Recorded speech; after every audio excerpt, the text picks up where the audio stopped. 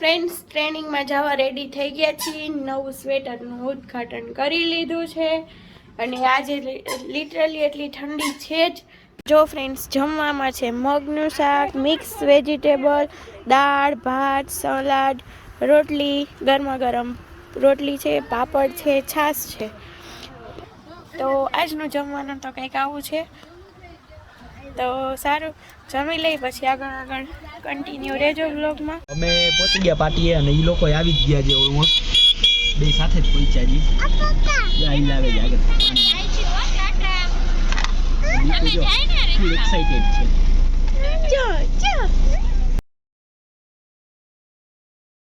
Hello guys, તો good morning, welcome back to my new vlog. તો કેમ છો બધા? મોજમાં? આજે હું થોડોક મોજમાં નથી, તબિયત થોડીક ડાઉન છે અને જામનગરે જવાનું છે. ફોરમને જવાનું છે જે મિટિંગમાં, મતલબ તાલીમમાં. એ વહી જશે અપ્રોક્સલી 10 વાગે અને આવશે સાંજે 5 વાગે. હાય, ગુડ મોર્નિંગ. તો જો અત્યારે નાસ્તો બસ્તો બધું કમ્પ્લીટ થઈ ગયું છે. ઉઠી ગયા હતા થોડાક વહેલા, બટ નવરા નહોતા થયા. બધું કામ બધું પતાવતા હતા. તો સારું વારો વ્લોગમાં કન્ટિન્યુ રહ્યો. આજે આપણે જવાનું છે જામનગર, તો પછી આગળ મળી તમને. ફ્રેન્ડ્સ ટ્રેનિંગમાં જવા રેડી થઈ ગયા છીએ. નવું સ્વેટરનું ઉદ્ઘાટન કરી લીધું છે અને આજે લિટરલી એટલી ઠંડી છે જ, એટલે સ્વેટર પહેરવું પડે છે. નહીં તો મને સ્વેટર ઓછું ગમે. તો શું મૂકવા આવો છો? તો 9:30 થઈ ગયા છે. 10 વાગે પહોંચવાનો ટાઈમ છે અંદર. તો હિરેનને કહું છું મૂકી જાઉં. બ્લોગ ચાલુ કર્યો તો હા પાડી, નકર ના પાડતા હતા. તો સારું ફ્રેન્ડ્સ, આગળ બ્લોગમાં કન્ટિન્યુ રહેજો. ફ્રેન્ડ્સ પહોંચી ગયા છીએ અત્યારે શિક્ષણ તાલીમ ભવને. અહીંયા તો અમે લોકો તો આવી ગયા છીએ પણ હજી કોઈ આવ્યું નથી. હવે વેઇટ કરી છીએ. ટાઈમ તો 10 વાગ્યાનો હતો, 10 ને 10 થઈ ગઈ પણ હજી કોઈ આવ્યું નથી. હવે થોડા બહેનો આવ્યા છે, બાકી તો કોઈ નથી. તો અહીંનું કાંઈક વ્યૂ તો બહુ સારું છે. ઝાડવા મસ્ત છે. બેસવાનું સારું છે, તડકો છે. અહીંયા ઓલી બેન્ચીસ જે છે એ બધું છે. તો આવું કંઈક વાતાવરણ છે, તમે બધે જોઈ શકો છો. મારી પાછળ બધે ગ્રીનરી છે. બતાવું એકવાર. જો હું તો અહીંયા પહેલી જ વાર આવી છું, કાંઈ ખબર નથી શું છે શું નહીં. દીદી અહીંયા આવી ગયા છે એટલે દીદી એમ કહેતા હતા કે બહુ મોટું છે. મેં તો પહેલી વાર જોયું. જો અહીંયા બધે ફરતા ઝાડવા બધું છે સરસ. અલગ બોર્ડ લગાવેલા છે. તો આવું કંઈક વ્યૂ છે. તો ચલો કન્ટિન્યુ રહેજો, આગળ મળશું. જો તાલીમ ભવનની અંદર એન્ટર થઈ ગયા છીએ, હોલમાં બેસી ગયા છીએ અને અમને લોકોને આપ્યું છે બધી વસ્તુ. આટલા લોકો બધાય છે, અમારા સાથી મિત્રો બધાય. જો તો આવું છે કંઈક અમારા અહીંનું એટમોસ્ફિયર. તો સારું, ચલો વ્લોગમાં કન્ટિન્યુ રહેજો. અમે ગોળ ફરીએ, અમે તાળી લઈને રમીએ.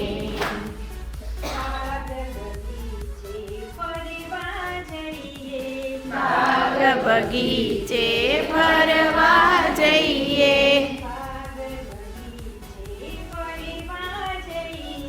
બાગ બગીચે ફરવા જઈએ.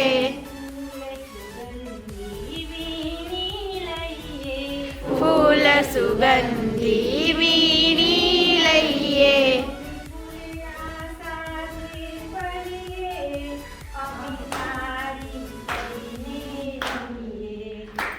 અમે ફૂલડા સાથે રમીએ, અમે તાળી લઈને રમીએ.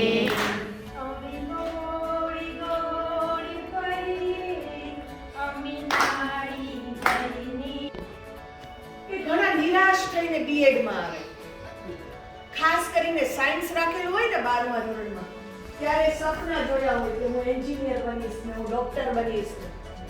પછી એને સારા પર્સન્ટેજ ના. જો ફ્રેન્ડ્સ, હવે જમવાનો બ્રેક છે ને જમવા માટે જાય છે. તો જમવાનું શું છે એ પણ બતાવીશ તમને. ચલો હવે. તો જો આ બધા અમારા મિત્ર છે, કર્મચારી મિત્ર. હવે હા હો.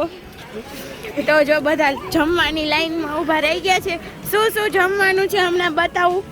જો ફ્રેન્ડ્સ, જમવામાં છે મગનું શાક, મિક્સ વેજીટેબલ, દાળ ભાત, સલાડ, રોટલી, ગરમા ગરમ રોટલી છે, પાપડ છે, છાશ છે. તો આજનું જમવાનું તો કંઈક આવું છે. તો સારું, જમી લઈ પછી આગળ કન્ટિન્યુ રહેજો વ્લોગમાં. ચાલો હવે ત્રીજો નંબર આપવાનો છે. એના માટેની એક સરસ ગેમ રમાડું છું, બરાબર? એક વ્યક્તિ છે જેની અક્ષરતા સ્પીડ હોય એ લખશે, બાકીના નામ કહેશે. જેના નામ વધુ થશે એનો પેલો બીજો ત્રીજો નંબર આપણે ગ્રુપને આપીશું.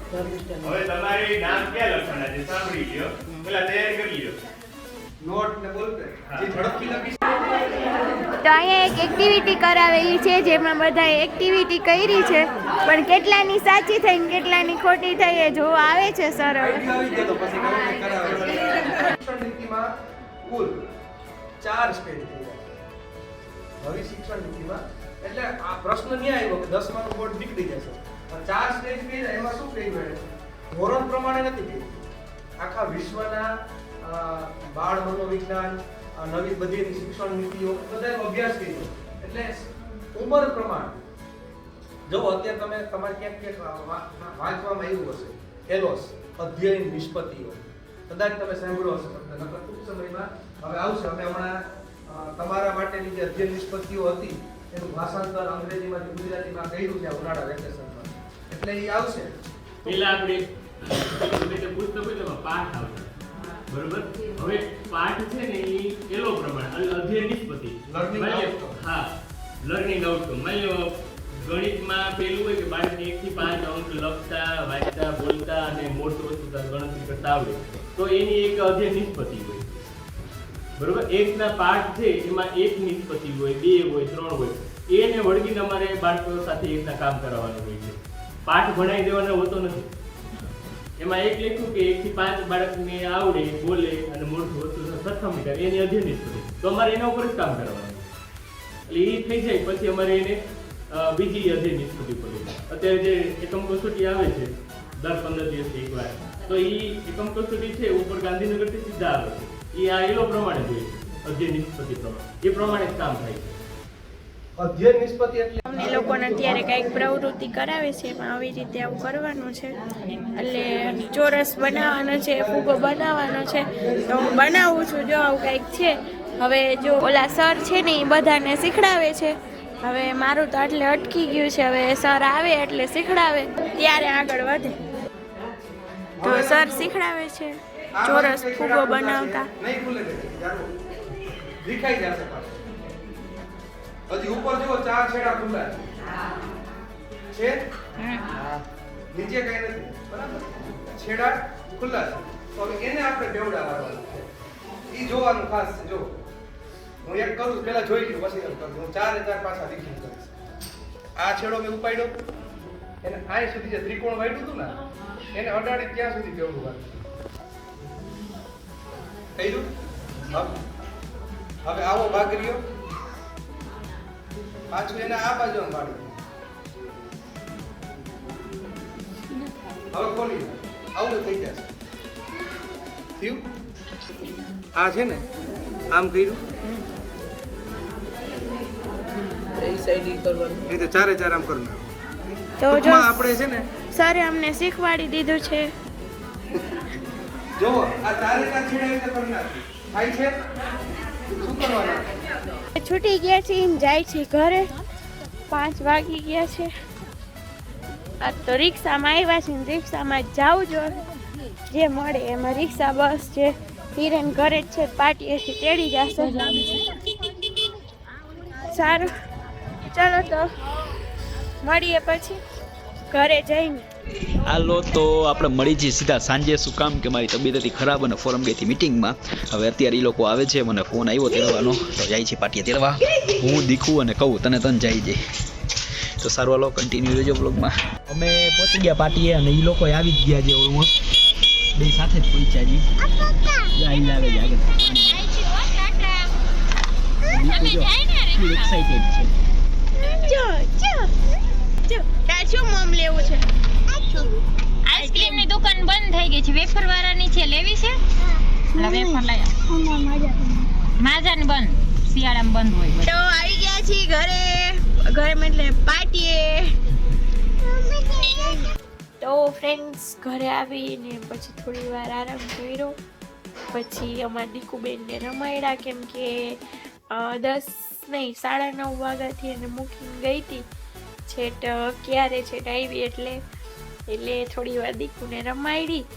પછી બે મમ્મી દીકાએ વાલા ને બધું કર્યું, વાતો કરી આખા દિવસની. પછી જો હમણાં થોડી વાર પહેલા જમીન ફ્રી થઈ ગયા છે. હવે હું દીકુ રમતા હતા. દીકુ રમવું છે ને ડકો શું રમવું છે? હા, બીજું શું રમવું છે? મિની શું રમવું છે? હા, આપણે બે રમશું.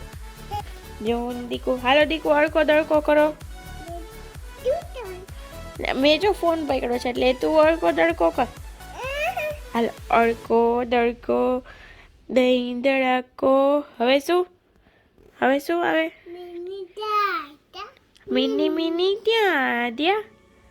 ક્યાં ગયા મિની? હા, મામા જલે ગયા. હાલો હમણાં રમશું. તો જો ફ્રેન્ડ્સ, હું દીકુ હજી આવું કંઈક રમીએ છીએ.